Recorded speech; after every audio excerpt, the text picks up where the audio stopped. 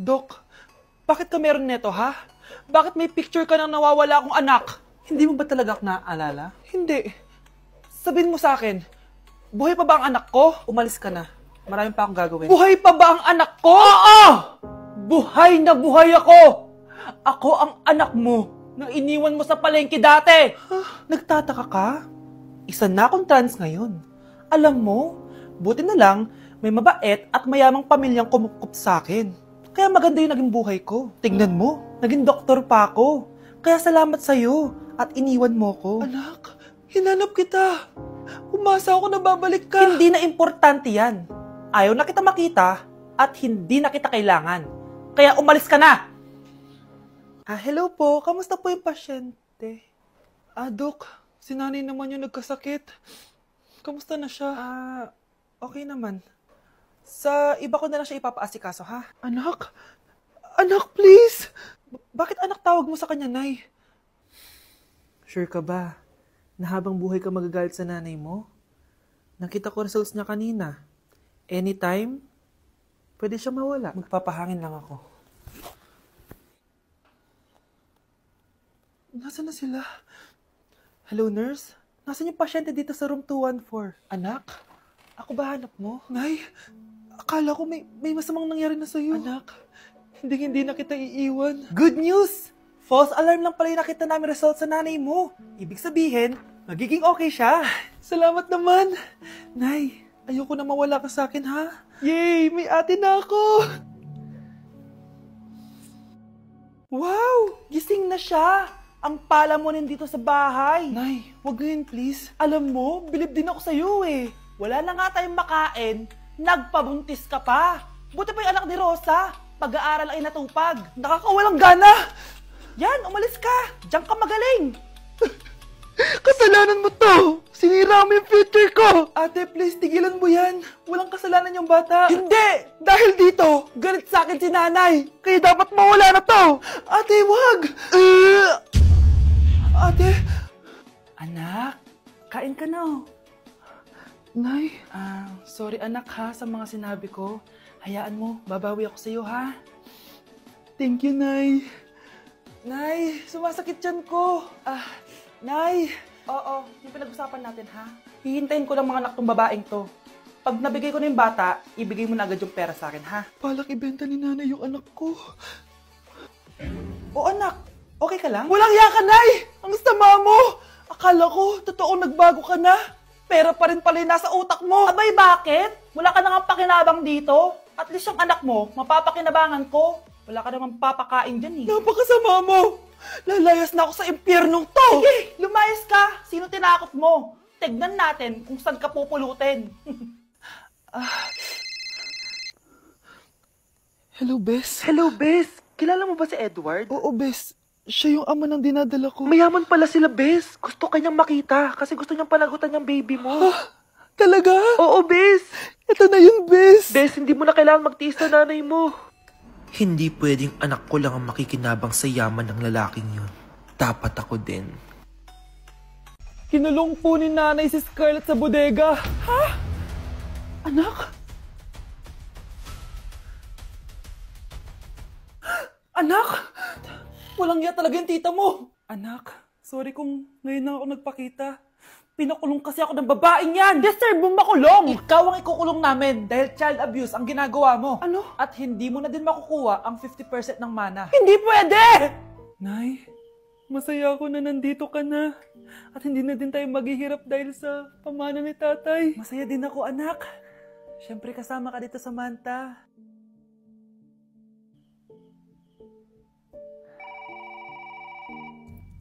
Ano ba? Bakit tawag ka ng tawag, ha? Oo, wala silang kaalam-alam. Sige na, baka mahuli pa tayo.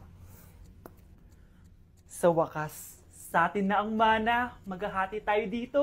Palayasin mo na yung mga batang yun, ha? Ako bahala. Ang galing talaga natin magpanggap date. Mga anak, aalis na tayo dito sa bahay. Lilipat tayo sa mas malaking bahay. O eto, mga gamit nyo, inimpake ko na. Talaga, Nay? Scarlett, huwag ka maniwala dyan. Nagpapanggap lang yung nanay mo. Samantha, ano yung mga pinagsasabi mo? Magjowa sila ni attorney. Sinet up nila tayo. Ganyan ba ang ugali mo, Samantha? Kaparehas ng nanay mong sinungaling? Samantha, ano ba? Kung ayaw mo sumama, edi wag. Sige, kung totoong anak mo talaga si Scarlett, saan at kailan mo siya ipinanganak? Ang dali naman yan. Edi sa Manila. Pinanganak ako sa ibang bansa. Hindi ikaw ang nanay ko. Ay, oo nga pala, sa ibang bansa pala. Sorry, nakalimutan ko. Ang dami namang drama. Total, nasa amin na ang mana. Umalis na kayong dalawa. Kung ayaw niyong pati kayo, ipakulong ko. Kung meron mang makukulong, kayong dalawa yon. Salamat sa pagtawag, Samantha. Inaaresto kita, attorney, sa kasong panloloko. Palpak ka talaga! Naisahan niyo ako ngayon, ha? Hindi pa ako tapos sa inyo. Talagang sinira mo yung sarili mo, attorney, para sa pera. At ang dami mo na palang naloko. Samantha, huwag na tayong maghiwalay, please. Oo, Scarlett. Dito lang ako palagi sa tabi mo. Kayong dalawa, mag-ingat kayo palagi, ha? Gamitin niyo na maayos sa pamana ng tatay niyo. Salamat po. Baby, away tayo. O ano anak, puro bebe time na lang? Di ba may exam ka pa bukas? Opo, Nay. Try mo kaya mag-review para di ka puro bagsak. Diyos ko. Sige, Nay. Challenge accepted. Makaka-perfect ako sa exam bukas. Sino nagsabing hindi ko kaya mag-review? Baka Scarlett to.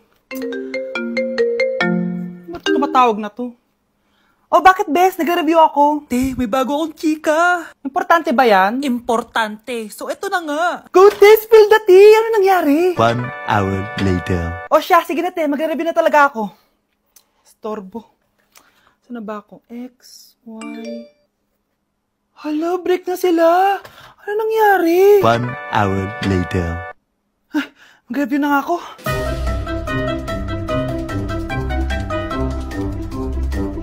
Good morning, anak! Anak, bakit tinitsura mo? Hanay, nag-review ako buong gabi. Akala ko puro numbers lang yung math. Bakit may X and Y? Di bale, anak, gamitin mo tong Radiance Glow Pure Blossom Elixirs ng YOU. Meron tong toner essence at illuminating serum. Ano naman yun, Nay? Ano to? Nakaka-bright, prepare, at protekto ng skin. At di lang yun anak, nakaka-reduce to ng oiliness at ng skin texture. Suitable to for all skin types, kaya gamitin mo to para fresh ka bago ka mag-exam. Ay, ang fresh nga. Glass skin, no? Super lightweight at super dali lang pala i-apply nito, Nay. Go na, anak. Islay mo na yung exam mo. Good morning, class. Ready na ba kayo mag-exam? Sure nang makaka-perfect ako kasi nag-review ako. First question. Kung 5 ang kinain na pizza ni Maria at 2 ang sapatos ni Cardo, gaano kalayo ang Earth sa black hole?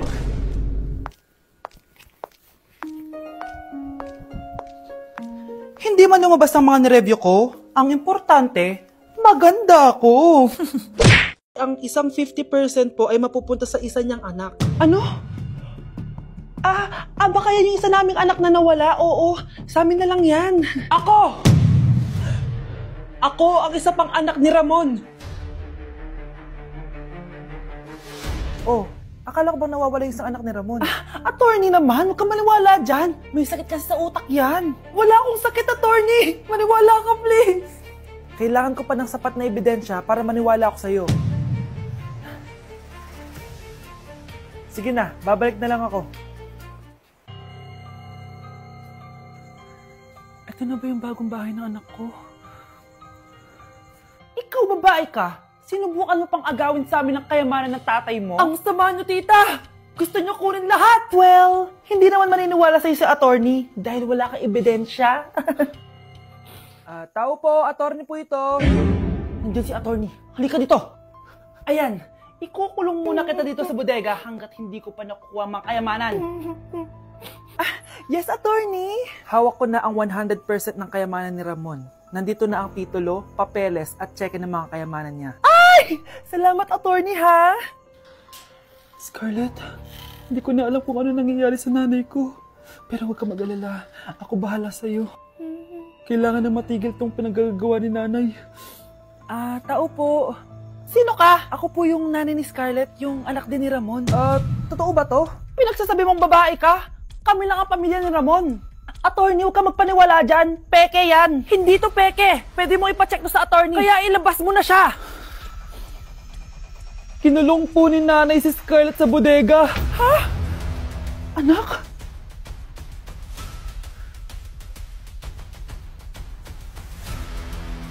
Kinulong po ni nanay si Scarlett sa bodega. Ha? Anak?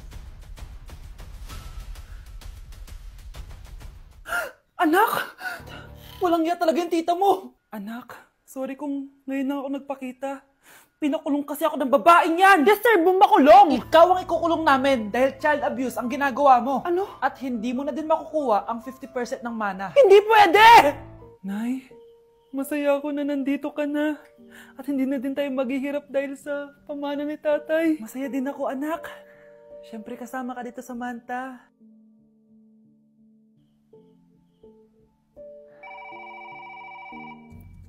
Ano ba? Bakit tawag ka ng tawag, ha? Oo, wala silang kaalam-alam. Sige na, baka mahuli pa tayo. Sa wakas, sa atin na ang mana. Maghahati tayo dito.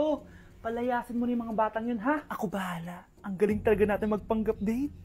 Mga anak, aalis na tayo dito sa bahay. Lilipat tayo sa mas malaking bahay. O eto, mga gamit nyo, inimpake ko na. Talaga, Nay? Scarlett, huwag kang maniwala dyan.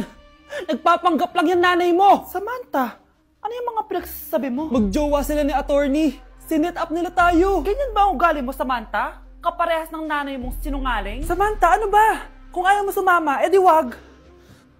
Sige, kung totoong anak mo talaga si Scarlett, saan at kailan mo siya ipinanganak? Ang dali naman yan. Edi sa Manila. Pinanganak ako sa ibang bansa. Hindi ikaw ang nanay ko. Ay, oo nga pala, sa ibang bansa pala. Sorry, nakalimutan ko. Ang dami namang drama. Total, nasa amin na ang mana. Umalis na kayong dalawa. Kung ayaw niyong pati kayo, ipakulong ko. Kung meron mang makukulong, kayong dalawa yon. Salamat sa pagtawag, Samantha. Inaaresto kita, attorney, sa kasong panloloko. Palpak ka talaga! Naisahan niyo ako ngayon, ha? Hindi pa ako tapos sa inyo. Talagang sinira mo yung sarili mo, attorney, para sa pera. At ang dami mo na palang naloko. Samantha, huwag na tayo maghiwalay, please. Oo, Scarlett. Dito lang ako palagi sa tabi mo. Kayong dalawa, mag-ingat kayo palagi, ha? Gamitin nyo na maayos sa pamana ng tatay nyo. Salamat po.